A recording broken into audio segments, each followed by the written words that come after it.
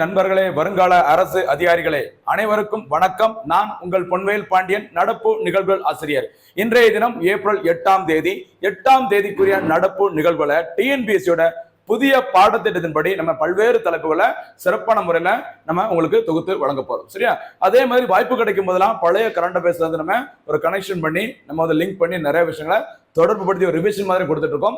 இறுதியாக சூப்பர் 6 கேள்விகள், மத்திய மாநில அரசோட திட்டங்கள், இப்படி நிறைய விஷயங்களை தினந்தோறும் உங்களுக்கு கஷ்டப்பட்டு உங்களுக்கு கொடுத்துட்டு இருக்கோம். அதனால வீடியோ ஃபுல்லா பார்த்துட்டு நல்லா யூஸ் பண்ணிட்டு வர்ற தேர்வுல எந்த தேர்வா இருந்தாலும் சரி அதை கண்டிப்பா என்ன பண்ணணும், நம்ம தூக்கி போட்டு மிதிக்கிற அளவுக்கு நம்ம பாஸ் பண்ணிட்டு போயிட்டே இருக்கணும். சரிங்களா? நீ எல்லாம் என்னப்பா கொஸ்டின் கேட்கற, என்ன டஃபா கேட்கற, நான் பாரு எப்படினாலும் ஆன்சர் பண்ணுவேன், அந்த அளவுக்கு ஒரு கான்பிடன்ட் வரணும். அந்த கான்பிடன்ட் வரணும்னா அது எப்போ வரும் அப்படின்னு பார்த்தீங்கன்னா, நடப்பு நிகழ்வுகள்ல நீங்க எப்ப ஸ்ட்ராங்கா இருக்கீங்களோ அப்பதான் வரும். சரிங்களா? ஆரம்பிக்கலாம். இன்றைய தினத்திற்கு நடப்பு செய்திகள் ஏப்ரல் 8ஆம் தேதி நியூஸ் பேப்பர்ல வந்த முக்கியமானது. ஓகேவா? ஃபர்ஸ்ட் பாயிண்ட் பாருங்க, ஒரு பொருளாதார செய்தி பாருங்க. இந்தியன் ஜியோகிராபி தொடர்புடைய, இந்தியன் எக்கனாமி தொடர்புடைய ஒரு பொருளாதார செய்தி பாருங்க. உலக தேயிலை ஏற்றுமதி 2024ஆம் ஆண்டு. ஓகேவா? அதாவது டீ தேயிலை ஏற்றுமதியில 24ஆம் ஆண்டுல எந்த நாடு முன்னணியில இருக்குது, இதுக்கு முன்னாடி யாரு டாப்ல இருந்தாங்க, இப்போ இந்தியா என்ன பொசிஷன்ல இருக்கு அப்படிங்கிற மாதிரி நம்ம பார்க்க போறோம். சரியா? பாருங்க, இந்த உலக தேயிலை ஏற்றுமதி தொடர்பான 24ஆம் ஆண்டிற்கான அறிக்கையை வெளியிட்டது சர்வதேச தேயிலை குழு. ஓகேவா? இதனுடைய டேட்டாவை அடிப்படையாக கொண்டு இந்திய தேயிலை வாரியம், இந்தியன் அந்த டீ போர்டு அப்படிங்கிற இந்திய தேயிலை வாரியமானது ஒரு அறிக்கை கொடுத்திருக்காங்க. பாருங்க, 2024ஆம் ஆண்டின் தேயிலை ஏற்றுமதியில் கென்யா, சீனா, இந்தியா ஆகியவை முதல் 3 இடங்களை பிடித்துள்ளன. அப்போ வேர்ல்டு லெவல்ல அந்த டீ, சரிங்களா, அந்த தேயிலை ஏற்றுமதியில நம்பர் 1 கண்ட்ரியா இருப்பது எதுமா? கென்யா. 2ஆம் இடத்துல சீனா. 3ஆம் இடத்துல யார் இருந்தாங்க அப்படின்னு பார்த்தீங்கன்னா, நம்மளோட பக்கத்து நாடு எதுமா? ஸ்ரீலங்கா. இலங்கைக்கு முக்கியமான ஒரு பொருளாதாரத்திற்கான ஒரு காரணமாக பணம் வரக்கூடிய முக்கியமான ஏரியா இருக்கிறது டூரிசமும் டீயும். ஓகேவா? அந்த 3ஆம் இடத்துல இந்த ஸ்ரீலங்கா இப்போ 4ஆம் இடத்துல இருக்கிறாங்க. இந்தியா தான் இந்த 3வது இடம். சரிங்க? அப்ப டீ ஏற்றுமதியில இந்தியா வெண்கல பதக்கத்தை 3ஆம் இடத்தை பெற்றுள்ளது. கவனமா இருக்கு. ஓகேவா? சரி, மதிப்பீட்டு ஆண்டில் இந்தியா உலக சந்தையில் 13.55% கைப்பற்றியுள்ளது. வேர்ல்டு லெவல்ல எவ்வளவு இந்த தேயிலை ஏற்றுமதி செய்யப்படுகிறதோ அதுல இந்தியாவோட பங்கு எவ்வளவு இருக்குது? 13.55%. சரிங்களா? அடுத்து 2024ஆம் ஆண்டில், ஓகேவா, இந்தியா மொத்தம் 25.47 கோடி கிலோ தேயிலையை ஏற்றுமதி செய்துள்ளது. என்னோட மதிப்பு பாருங்க 7111.44 கோடி. சரிங்களா? பாத்துக்குமா, இது எவ்வளவு பண்ணிருக்காங்க அப்படிங்கிறது, அதன் மூலம் எவ்வளவு வருமானம் கிடைச்சிருக்கு அப்படிங்கிறது இந்த அமௌண்ட். சரிங்களா? ரொம்ப ரொம்ப முக்கியமானது. அப்போ உலக லெவல்ல தேயிலை உற்பத்தியில number 1 Kenya, number 2 China, number 3 India, number 4 Sri Lanka. அது மாதிரி இந்தியாவில் எந்த மாநிலம் அதிக அளவு அந்த டீ உற்பத்தி செய்யறதுல, தேயிலை உற்பத்தியில நம்பர் 1 மாநிலமா இருப்பது அஸ்ஸாம். காஃபில Karnataka. K for coffee, K for Karnataka. காஃபின்னா கர்நாடகா, டீனா அஸ்ஸாம். அதே மாதிரி நேற்று அதுக்கு முந்தைய வீடியோஸ்ல பார்த்தீங்கன்னா வரிசை நம்ம ஏற்கனவே பார்த்திருக்கோம். டார்ஜிலிங் டீ எதுக்கு பார்த்தோம்? டார்ஜிலிங் டீ இந்தியாவிலே முதல் முறையாக 2004ஆம் ஆண்டு ஜிஐ டாக்ஸ், சரியா, புவிசார் குறியீடு பெற்ற முதல் பொருள் என்னதான்? டார்ஜிலிங் டீ. மேற்கு வங்கத்தில் புகழ் பெற்றது. சரிங்களா? வாய்ப்பு கிடைக்கும் போதெல்லாம் ரிவிஷன் பண்ணுங்க. அடுத்ததாக ஒரு முக்கியமான ஒரு கமிட்டி பாருங்க, கே ராதாகிருஷ்ணன் குழு. சரி, கே ராதாகிருஷ்ணன் அவர்கள் இஸ்ரோவோட 7வது தலைவர். சரி, இஸ்ரோவோட இப்போ 11வது தலைவராக இருப்பது யாருமா? 11வது தலைவர் நாராயணன். சரிங்களா? கன்னியாகுமரி மாவட்டத்தை சேர்ந்தவர். அதே மாதிரி இஸ்ரோவில் 7வது தலைவராக பணியாற்றியவர் கே ராதாகிருஷ்ணன். அவர் தலைமையில மத்திய அரசு ஒரு கமிட்டி போட்டாங்க. எதற்கு அப்படிங்கிறத பார்க்கலாம். பாருங்க, கடந்த 2024ஆம் ஆண்டில் நடைபெற்ற நீட் எக்ஸாம், சரியா, நீட் தேர்வு, சரியா, நீட் தேர்வு மற்றும் நெட் தேர்வு. ஓகேவா? நீட் மற்றும் நெட் தேர்வில் ஏற்பட்ட பிரச்சனைகளை, இந்த கொஸ்டின் பேப்பர்ல லீக் ஆச்சு அப்படின்னு சொன்னாங்க இல்லையா, அந்த பிரச்சனைகளை சரி செய்து அந்த தேர்வுகளில் சீர்திருத்தங்களை, ரிஃபார்ம்ஸை கொண்டு வருவதற்காக ஜூலை 2024ஆம் ஆண்டில் இந்த குழு அமைக்கப்பட்டது. சரிங்களா? இதனுடைய தலைவர் யார் பார்த்தீங்கன்னா கே ராதாகிருஷ்ணன். சரிங்களா? கே ராதாகிருஷ்ணன் இவருடைய தலைமையில மொத்தம் 7 பேர் இருக்கிறாங்க. சரிங்களா? 7 பேர். 7வது இஸ்ரோவோட தலைவர். இந்த குழுவில் இடம்பெற்றுள்ள மொத்த நபர்கள் எண்ணிக்கை 7. குழுவின் தலைவர் யாருமா? K Radhakrishnan from Tamil Nadu. மறந்துடக்கூடாது. சரிங்களா? எந்த தேர்வு? நீட் தேர்வு மற்றும் நெட் தேர்வு. நீட் தேர்வை யார் நடத்துவாங்க? National testing agency. சரியா? தேசிய தேர்வுகள் முகமை. அதே மாதிரி நெட் எக்ஸாம்ங்கிறது இந்த காலேஜ்ல ப்ரொஃபஸர் எல்லாம் போறதுக்கு நடத்துவாங்கல்ல, இது பெரும்பாலும் யார் நடத்துவாங்க? பல்கலைக்கழக மானிய குழு. சரிங்களா? இந்த 2 தேர்வுகளில் முறைகேடுகள் ஏற்பட்டுள்ளது, கொஸ்டின் பேப்பர் லீக் ஆயிருக்குது, முக்கியமா அந்த பீகார்லாம் சொல்லியிருந்தாங்க. சரியா? அதை பத்தி விசாரிச்சோம். இனிமே ஃபியூச்சர்ல அந்த மாதிரி ப்ராப்ளம் வரக்கூடாது, மக்கள் மத்தியில மறுபடியும் இந்த தேர்வுகள் மேல ஒரு நம்பிக்கை வரணும், அதுக்கு தேவையான பரிந்துரைகளை வழங்குவதற்கு என்ன கமிட்டி போட்டாங்க? K Radhakrishnan committee. அவர் யாரு? இஸ்ரோவோட 7வது தலைவர். சரியா? அடுத்து போலாமா?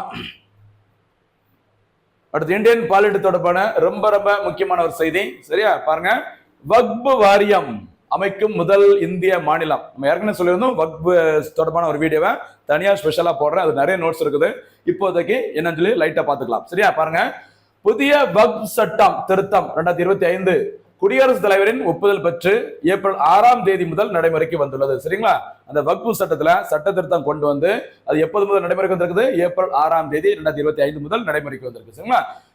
இதனை தொடர்ந்து இந்த புதிய வக்பு சட்டத்தின்படி, சரிங்களா, வக்பு வாரியம் அமைக்கும் முதல் மாநிலமாக எது வரப்போகுது? கேரளா. கேரளா மாநிலம் நாங்க எங்களுக்கு ஓகே தான், நாங்க இதன் அடிப்படையில அந்த வக்பு வாரியத்தை அமைக்க போறோம் அப்படிங்கிற மாதிரி சொல்லியிருக்கிறாங்க. சரிங்களா?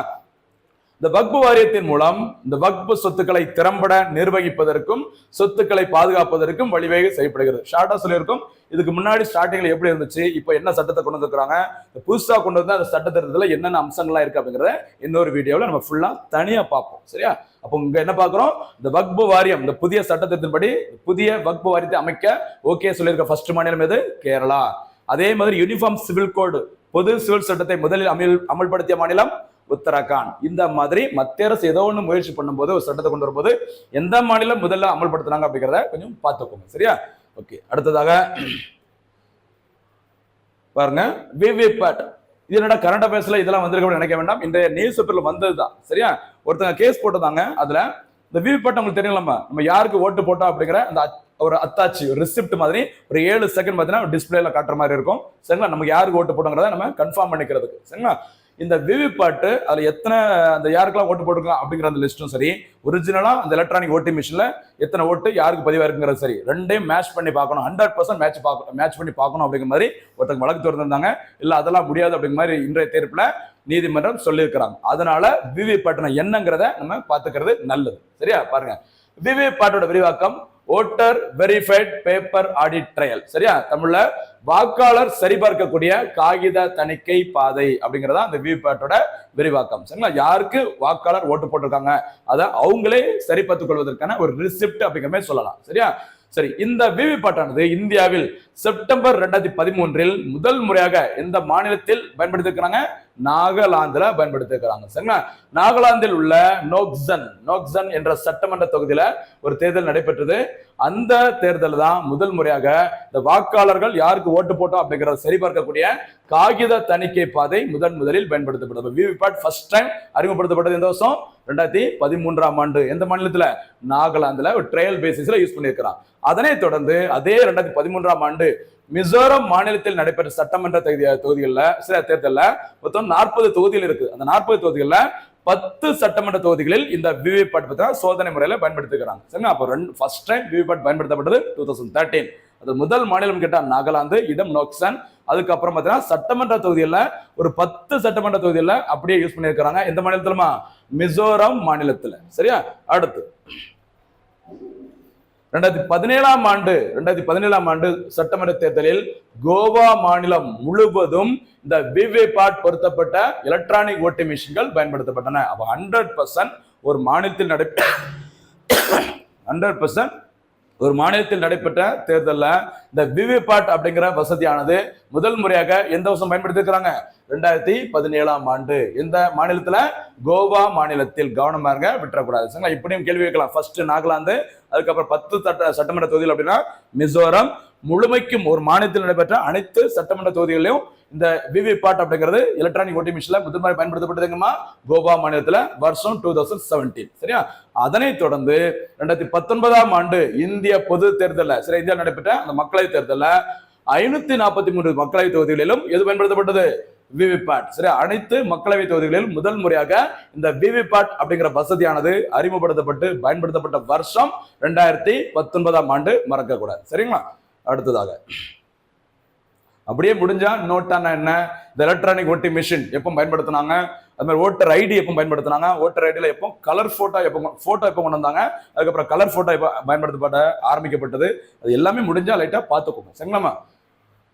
சரி, நெக்ஸ்ட் அடுத்து முக்கியமான ஒரு சர்வதேச செய்தியுடன் தொடர்புடைய தேசிய செய்தி. எப்பவுமே அந்த சர்வதேச செய்திகள் வெளிநாடுகள் நடக்கிறது ரொம்ப முக்கியம் கிடையாது. சரிங்களா? அந்த அமெரிக்கா, உக்ரைன், ரஷ்யாவில் அடிக்கடி நடக்கிற பிரச்சனைகள் அதெல்லாம் பார்த்துக்கலாம். இது தவிர சர்வதேச செய்திகள் எது முக்கியம் அப்படின்னா இந்தியாவுடன் தொடர்புடைய சர்வதேச செய்திகள் தான் எப்போ முக்கியம். பாருங்க, பைசாகி திருவிழா. சரி, பைசாகி திருவிழா அப்படின்னா சீக்கியர்களுக்கான பைசாகி திருவிழா, சீக்கியர்களுக்கு பாகிஸ்தான் விசா, அதாவது சீக்கியர்களோட ஒரு புத்தாண்டு திருவிழா. அதோட பேர் தான் சொல்றாங்க பைசாகி திருவிழா. ஏப்ரல் 10 முதல் 19ஆம் தேதி வரை பாகிஸ்தானில் நடைபெறும். ஓகேவா? வருடாந்திர பைசாகி, அதாவது சீக்கியர்களின் புத்தாண்டு திருவிழாவில் கலந்து கொள்வதற்காக சீக்கிய யாத்ரீகர்களுக்கு புதுடெல்லியில் உள்ள பாகிஸ்தான் அந்த அலுவலகத்துல பாத்தீங்கன்னா 6500 விசாக்களை வழங்கியுள்ளது. இந்தியாவை சேர்ந்த ஒரு 6500 சீக்கியர்களுக்கு சரியா விசா வழங்கி இருக்கிறாங்க பாகிஸ்தான் நாடு. சரிங்களா? இதற்காக பைசாகி திருவிழாவில் கலந்து கொள்வதற்காக. பைசாகி திருவிழா எங்கு நடைபெறும், அது எதற்காக நடைபெறுகிறது அப்படின்னு பார்த்தீங்கன்னா சீக்கியர்களின் புத்தாண்டு திருவிழா நடைபெறும். சரிங்களா? சரி, இதோட பின்னணி என்னன்னு சொல்லி பாருங்க. இந்த யாத்திரை சரிங்களா 1974ஆம் ஆண்டு பாகிஸ்தான் இந்தியா மத வழிபாட்டு தலங்களுக்கு செல்வதற்கான பரஸ்பர ஒப்பந்த நெறிமுறையின் அடிப்படையில் ஒரு பகுதியாகும். சரிங்களா? அப்போ 1974ல பொக்ரான் 1 அணுகுண்டு பரிசோதனை நடைபெற்றது இல்ல, அந்த 1974 அந்த வருஷத்துல பாத்தீங்கன்னா பாகிஸ்தானுக்கும் இந்தியாவுக்கும் ஒரு ஒப்பந்தம் கையெழுத்தாகிறது. சரியா? ஏன்னா ஒரு காலத்துல இந்தியாவும் பாகிஸ்தானும் ஒருங்கிணைந்த நாடாக இருந்தது, தனித்தனியா பிரிஞ்சு போனாங்க. இருந்தாலும் இங்க இருந்து பாகிஸ்தானுக்கும் பாகிஸ்தான்ல இருந்து இந்தியாவிற்கும் சில வழிபாடுகளை பார்த்தீங்கன்னா மக்கள் வந்துட்டு மாத்தி மாத்தி பரஸ்பரம் போயிட்டு வந்தாங்க. சரியா? அதை நல்லபடியா கொண்டு போகணும், அப்படி மெயின்டைன் பண்ணணும் அப்படிங்கிறதுக்காக எந்த வருஷம் ஒப்பந்தம் கையெழுத்தா இருக்கு 1974ல. இந்த ஒப்பந்தத்தின் ஒரு பகுதியாக தான் இந்த பைசாகி திருவிழாவிற்கு இந்தியாவில் இருக்க சீக்கியர்கள் கலந்து கொள்வதற்கு விசா கொடுத்திருக்கிறாங்க. எந்த நாடு? பாகிஸ்தான். சரியா? இந்த இடத்துல முடிஞ்ச நான் சொல்றேன், அதை கொஞ்சம் வீட்டுல போய் பாருங்க. கர்தார்பூர் வழித்தடம் என்ன பேருமா? கர்தார்பூர். அது என்ன அப்படிங்கறத கொஞ்சம் பாருங்க. சீக்கியரோட முக்கியமான ஒரு விஷயம் இது, கர்தார்பூர் வழித்தடம். சரியா? காரிடார் அப்படி சொல்லுவாங்கல்ல, இந்த கர்தார்பூர் வழித்தடம் எப்போ திறக்கப்பட்டது, எங்க இருந்து எதை அந்த வழித்தடம் இணைக்கிறது அப்படிங்கறத முடிஞ்சா பாருங்க. பதில சொன்னீங்கன்னா சூப்பரா இருக்கும். அடுத்து போலாமா? முக்கியமான ஒரு தமிழக செய்தி பாருங்கம்மா. பொருளாதார வளர்ச்சியில் தமிழ்நாடு புதிய உச்சம். இது கடந்த வீடியோல பார்த்துட்டோம். இருந்தாலும் தமிழ்நாடு அரசு எல்லா நியூஸ் பேப்பர்லயும் ஃப்ரண்ட் பேஜ்ல பெருசா விளம்பரப்படுத்தியிருந்தாங்க. அதுக்கு எப்பவுமே முக்கியத்துவம் கொடுங்க. கவர்மெண்டே ஒரு அட்வர்டைஸ்மெண்ட்டை கொடுத்து தமிழ்நாடோட சாதனைகளை சொல்லியிருந்தாங்கன்னா அது கண்டிப்பா நோட் பண்ணிக்கோங்க. எக்ஸாம்ல கேட்க நிறைய சான்சஸ் இருக்கு. சரியா? சரி பாருங்க, 2024-25 நிதியாண்டில் 9.69% பொருளாதார வளர்ச்சி பெற்று இந்தியாவிலேயே தமிழ்நாடு முதலிடம். சரியா? போன நிதியாண்டுல அதிகப்படியான அந்த மாநில பொருளாதார வளர்ச்சி விகிதம் பெற்று யாரு நம்பர் 1 மாநிலமா வந்திருக்கிறாங்க? தமிழ்நாடு. வளர்ச்சி விகிதம் எவ்வளவு பார்த்தீங்கன்னா 9.69%. சரியா? அடுத்து 2021 முதல் 25 வரை மேற்கொள்ளப்பட்ட புரிந்துணர்வு ஒப்பந்தங்கள் 895. அதாவது ஸ்டாலின், மு க ஸ்டாலின் பார்த்தீங்கன்னா முதல்வராக பதவியேற்றது 2021ஆம் ஆண்டு மே மாசம் 7ஆம் தேதி.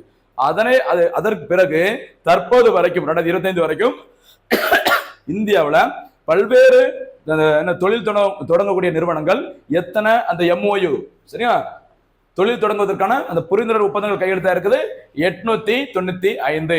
இந்த ஒப்பந்தங்கள் மூலமாக ஈர்க்கப்பட்டுள்ள மொத்த முதலீடுகளின் அந்த பணம் சரிங்களா எவ்வளவு தொகைன்னு பார்த்தீங்கன்னா 10,14,368 கோடி. இதுவும் ரொம்ப ரொம்ப முக்கியமானது, கவனமா இருங்க. மொத்தம் எத்தனை ஒப்பந்தம்? 895. அதன் மூலம் ஏற்கப்பட்ட மொத்த முதலீடு தொகைகள் 10,14,368 கோடி.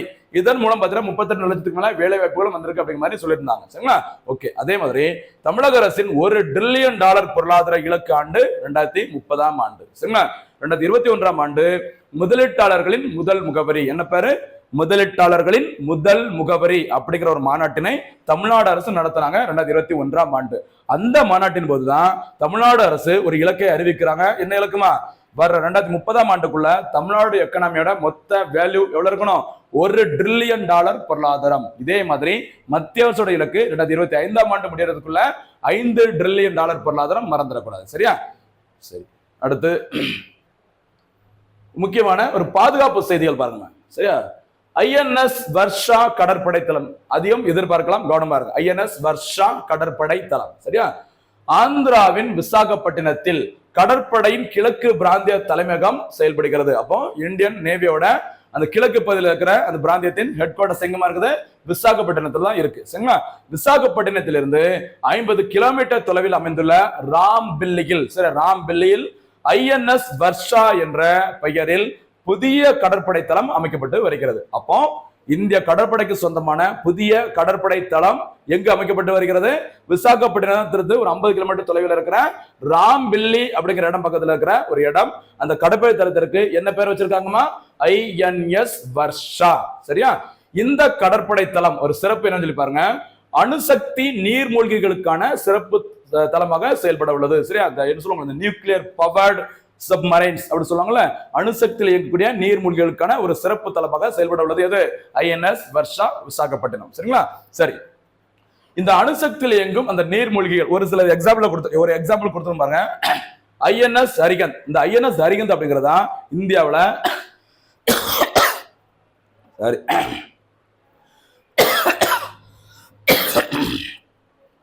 INS அரிகந்த் அப்படிங்கிறதா இந்தியாவில் அணுசக்தியில் இயங்கும் முதல் நீர்மூழ்கி கப்பல். சரிங்களா? கவனமா இருக்குமா? India's first nuclear powered nuclear submarines அப்படின்னா எதுன்னு கேட்டீங்கன்னா INS அரிகந்த். அதனை தொடர்ந்து INS அரிகாட், அடுத்து INS அரிதாமன் ஆகிய 3 நீர்மூழ்கி கப்பல் உள்ளன. அடுத்து இன்னொன்னு பார்த்தீங்கன்னா ரெடி ஆயிட்டு இருக்குது, அது சீக்கிரம் செயல்பாட்டுக்கு வரும்னு சொல்லிக்கிறாங்க. அப்போ இந்த வகையான நீர்மூழ்கி கப்பல்களை அப்படி பார்த்தீங்கன்னா நிறுத்தி வைப்பதற்கான ஒரு சிறப்பு கடற்படை தளம் உருவாக்கப்பட்டுள்ளது. எங்கம்மா? விசாகப்பட்டினம் ராம்பில்லியில பக்கத்துல இருக்கிற INS வர்தா அப்படிங்கிற புதிய கடற்படை தளம் ரொம்ப ரொம்ப முக்கியமானது. கவனமா இருக்கும். சரியா? நெக்ஸ்ட், அறிவியல் தொழில்நுட்பம் தொடர்பான ஒரு செய்தி பாருங்க. கலாம் 100 என்ஜின் சோதனை வெற்றி. சரியா? இந்தியாவில் ஒரு விண்வெளி ஆராய்ச்சி அப்படின்னாலே நமக்கு எதுதான் தெரியும்? இஸ்ரோவுக்கு மாதிரி. சரிங்களா?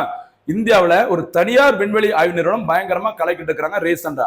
சரிங்களா? அந்த நிறுவனத்தின் பெயர் பார்த்தீங்கன்னா ஸ்கை ரூட். சரியா? ஸ்கை ரூட் அப்படிங்கிறது ஹைதராபாத்தை தலைமையிடமாக கொண்டு வரும் ஒரு விண்வெளி ஆய்வு நிறுவனம். அவங்க ரீசெண்டா சில சாதனைகள் படைச்சிருக்கிறாங்க. அதுல ஒண்ணுதான் அந்த கலாம் 100 அப்படிங்கிறது. பாருங்க, இந்தியாவின் தனியார் விண்வெளி நிறுவனம் சரியா ஸ்கை ரூட் ஏரோஸ்பேஸ். சரியா? ஸ்கை ரூட் ஏரோஸ்பேஸ் எங்க இருக்குது? ஹைதராபாத்ல இருக்கு, மறந்துடக்கூடாது. தலைமையிடம் ஹைதராபாத்தில் அமைந்துள்ளது. அதன் விக்ரம் 1 ஏவுதள வாகனத்தின் 3ஆம் கட்டத்திற்கு சக்தி அளிக்கும் கலாம் 100 என்ஜினின் நிலையான தீ சோதனையை வெற்றிகரமாக நடத்தியுள்ளது. அதாவது விக்ரம் 1 அப்படிங்கிற பேர்ல ஒரு ராக்கெட்டை சூப்பரா உருவாக்கிட்டு இருக்காங்க. யாரு? இந்த ஸ்கை ரூட் நிறுவனம். அதுல ஏற்கனவே முதற்கட்டம் 2ஆம் கட்ட சோதனை நடைபெற்றுள்ளது. இதுல முதற்கட்ட சோதனையின் போது அதில் இந்த முதற்கட்ட ஃபர்ஸ்ட் ஸ்டேஜ்ல பயன்படுத்தக்கூடிய அந்த என்ஜினுக்கு என்ன பேர் வச்சுக்கிறாங்க? ராமன் என்ஜின். சரியா? ராமன் என்ஜின். இப்போ ரீசெண்டா 3ஆவது கட்டத்திற்கான அந்த என்ஜின் சோதனை நடைபெற்றுள்ளது. அதுக்கு தான் என்ன பேர் வச்சிருக்காங்க? கலாம் 100 என்ஜின் சோதனை. அதுவும் வெற்றிகரமாக நடத்தப்பட்டுள்ளது. சரிங்களா? Raman engine Skyroot Aerospace Vikram 1 ஏவு வாகனத்தின் மேல்நிலை இயந்திரமான அதாவது ஃபர்ஸ்ட் ஸ்டேஜ். சரிங்களா? ராமன் என்ஜினையும் வெற்றிகரமாக சோதித்துள்ளது. அப்ப ஸ்கை ரூட் எங்க இருக்கு? ஹைதராபாத்ல இருக்கு. அவங்க உருவாக்கி வரும் அந்த தனியார் விண்வெளி ஆய்வு நிறுவனம், அதாவது ராக்கெட், இந்தியாவின் முதல் தனியார் விண்வெளி ராக்கெட். அதோட பேர் என்னன்னு பார்த்தா விக்ரம். விக்ரம் அப்படிங்கிறது விக்ரம் சாராபாய். சரிங்களா? இந்தியாவில் விண்வெளியோட முக்கியமான அந்த விண்வெளித்துறை தந்தை என்று அழைக்கப்படும் விக்ரம் சாராபாய் இருக்காரு, அவர் பேர் தான் இதுக்கு வச்சிருக்காங்க. என்ன பேரு? விக்ரம் 1 அப்படிங்கிற ராக்கெட். அதுல பயன்படுத்தக்கூடிய அந்த என்ஜினுக்கு தான் கலாம் 100ங்கிறது 3ஆம் நிலை.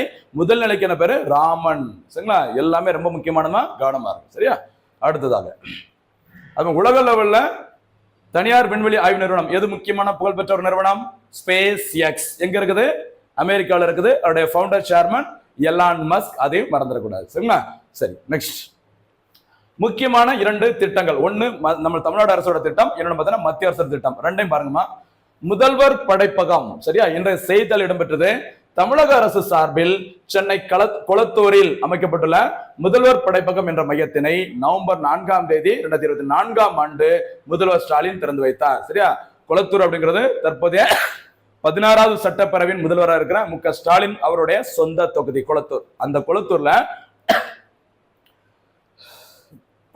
நவம்பர் 4ஆம் தேதி 2024ஆம் ஆண்டு பார்த்தீங்கன்னா முதல்வர் படைப்பகம் அப்படிங்கிற ஒரு மையத்தினை திறந்து வச்சிருக்காங்க. சரிங்களா? அப்படி எதற்காக அப்படின்னு பார்த்தீங்கன்னா போட்டி தேர்வுகளுக்கு தயாராகும் மாணவர்கள் குறைந்த கட்டணத்தில், ஃப்ரீ கிடையாது, குறைந்த கட்டணத்தில் அங்கே தங்கி படிக்கும் ஒரு சூழலை ஏற்படுத்தவும், புத்தொழில் தொடங்குவோர் குறைந்த கட்டணத்தில் தங்கள் அலுவலகமாக அதை பயன்படுத்திக் கொள்ளவும் இந்த மையம் பயன்படுத்தப்படும். ஓகேவா? அதற்கான கட்டணங்கள் பாருங்க. பணியிடத்தை அங்க வந்து அந்த இடத்த அந்த பணியிடத்தை பயன்படுத்தினாங்கன்னா ஒரு நபர் அரை நாள் ஆஃப் டே தங்குவதற்கு பயன்படுத்துவதற்கு ரூபாய் 50 வசூலிக்கப்படும். ஒரு ஃபுல் டே முழு நாளுக்கு ரூபாய் 100. ஒரு மாசம் ஃபுல்லா இருக்க போறோம் அப்படின்னா அதற்கான பதிவு கட்டணமாக 2500 செலுத்த வேண்டும். முதல்வர் படிப்பகம் முதல் கட்டமாக தொடங்கப்பட்ட இடம் கொளத்தூர். இதே மாதிரி சென்னையில பாத்தீங்கன்னா ஒரு 15 இடங்கள்ல முதல்வர் படிப்பகம் அமைக்க போறோம் அப்படிங்கிற மாதிரி சொல்லி இருக்கிறாங்க. சரிங்களா? அடுத்ததாக முதல்வர் பேர்ல நிறைய திட்டங்கள் வந்துருக்கு. முதல்வர் படைப்பகம், சரிங்களா, முதல்வர் மருந்தகம், அப்படி நிறைய வந்துட்டு இருக்குது. கவனமா இருக்கு. அடுத்து அம்ரித் என்ன பேர் வரும்? இது அம்ரித் பாரத் நிலைய திட்டம், ஷார்ட்டா ABSS சொல்லுவாங்க. இந்த அம்ரித் பாரத் நிலைய திட்டம்ங்கிறது தொடங்கப்பட்டது எப்பன்னு பார்த்தீங்கன்னா ஆகஸ்ட் 6, 2023 தொடங்கப்பட்டது. இது யார் தொடங்கியிருக்காங்க அப்படின்னு பார்த்தீங்கன்னா இந்திய ரயில்வே. இதோட முக்கியமான நோக்கம் இந்தியாவில் இருக்கிற அனைத்து ரயில் நிலையங்கள் 1275 ரயில் நிலையங்களை மேம்படுத்த வேண்டும், நவீனமயமாக்க வேண்டும். சரி, பழைய முறைகள்ல பழைய ரயில் நிலையங்கள் என்ன இருந்துட்டு இருக்கு, அது இன்னும் சூப்பரா லேட்டஸ்ட் டெக்னாலஜி எல்லாம் பயன்படுத்தி அதை நவீனமயமாக்கி அதை மேம்படுத்த வேண்டும், உலகத்தரத்துல கொண்டு வரணும் அப்படின்னு சொல்லிட்டு மத்திய அரசால் ஆகஸ்ட் 6, 2023 தொடங்கப்பட்ட அந்த திட்டத்தின் பேரு அம்ரித் பாரத் நிலைய திட்டம். சரிங்களா? இதோட முக்கியமான நோக்கம் 1275 ரயில் நிலையங்களை நவீனமயமாக்க வேண்டும். சரிங்களா? இந்த 1275ல சென்னை கோட்டத்தில் மட்டும் எத்தனை ரயில் நிலையங்கள்? 15 ரயில் நிலையங்கள் தேர்வு செய்யப்பட்டுள்ளது. ரீசனா ஏன் நியூஸ் வந்தார் அப்படின்னா வர்ற ஏப்ரல் 19ஆம் தேதி பார்த்தீங்கன்னா இந்த அம்ரித் பாரத் நிலைய திட்டத்தின் கீழ் மறுசீரமைக்கப்பட்டுள்ள ஒரு 50 ரயில் நிலையங்களை யார் திறந்து வைக்கிறாங்க? பிரதமர் நரேந்திர மோடி திறந்து வைக்கிறாரு. அதனாலதான் இந்த நியூஸ் பேப்பர்ல இது வந்திருக்குது. முக்கியமான திட்டம், கவனமா இருங்க. சரிங்களா? சரி, ஓகே. அண்ட் இன்றைய தினத்திற்கான சூப்பர் 6 கேள்விகள், ரொம்ப முக்கியமான கேள்விகள் பாருங்கம்மா. ஃபர்ஸ்ட் கேள்வி, உலக தேயிலை ஏற்றுமதியில் இந்தியா எத்தனையாவது இடத்தில் உள்ளது? எத்தனை இடத்துல இருந்து எத்தனை இடத்திற்கு முன்னேறி இருக்கு அப்படி சொன்னீங்கன்னா இன்னும் சிறப்பா இருக்கும். சரிங்களா? அடுத்து ராதாகிருஷ்ணன் குழு எதனுடன் தொடர்புடையது? மூணாவது சூப்பர் 6 கேள்வி, வக்ஃப் வாரியத்தை அமைக்க உள்ள முதல் இந்திய மாநிலம் எது? அப்படியே அது கூட சேர்த்துட்டு UCC பொது சிவில் சட்டத்தை அமல்படுத்திய முதல் மாநிலம் எது? அதையும் சொல்லிட்டீங்கன்னா இந்தியன் பாலிட்டில இன்னொரு முக்கியமான கொஸ்டின் நீங்க ஆன்சர் பண்ண வாய்ப்பு இருக்கு. அடுத்து நான்காவது சூப்பர் 6 கேள்வி, INS வர்சா கடற்படை தளம் எங்கு அமைக்கப்பட்டு வருகிறது? சரிங்களா? இது கூட சேர்ந்து போனஸா இன்னொரு கேள்வி, இந்தியாவின் முதல் அணுசக்தியில் இயங்கும் அந்த நீர்மூழ்கி கப்பலோட பேர் என்னங்கிறத இதுல பதிலா சொல்லுங்க. அப்பதான் நீங்க வீடியோ ஃபுல்லா பார்த்திருக்கிறது எனக்கு தெரியும். சரியா? அடுத்து தமிழக அரசின் சார்பில் முதலாவது முதல்வர் படைப்பகம் எங்கு அமைக்கப்பட்டது? அடுத்து கடைசி சூப்பர் 6 கேள்வி, கலாம் 100 என்ற என்ஜின் சோதனையை வெற்றிகரமாக மேற்கொண்டுள்ள விண்வெளி ஆய்வு நிறுவனம் எது? இதுதான் என்ன தெரிஞ்சிருக்கான சூப்பர் 6 கேள்விகள். சரியா? மக்களை பாருங்க, பல்வேறு தலைப்புகளை நான் தினந்தோறும் அவ்வளவுக்குள்ள ஒரு உழைப்பு, ஒரு ஹார்ட் ஒர்க்கை போட்டு உங்களுக்காக கஷ்டப்பட்டு தொகுத்து கொடுத்துட்டு இருக்கோம். அதனால ஃபுல்லா வீடியோ பாருங்க. ஒரு ஹின்ஸ் மாதிரியாச்சும் ஒரு நோட்டு போட்டு மறக்காம எல்லா நோட்ஸ் எழுதிக்கோங்க. எல்லா கேள்விகளுக்கும் மறக்காம பதில்களை சொல்றதுக்கு ட்ரை பண்ணி பாருங்க. அப்போதான் நம்ம போட்டித் தேர்வுல ரொம்ப ஈஸியா, எந்த ஒரு சந்தேகமும் இல்லாம நம்ம ஈஸியா எக்ஸாம்ல பாஸ் பண்ண முடியும். சரிங்களா? மீண்டும் சந்திக்கலாம். நன்றி, வணக்கம்.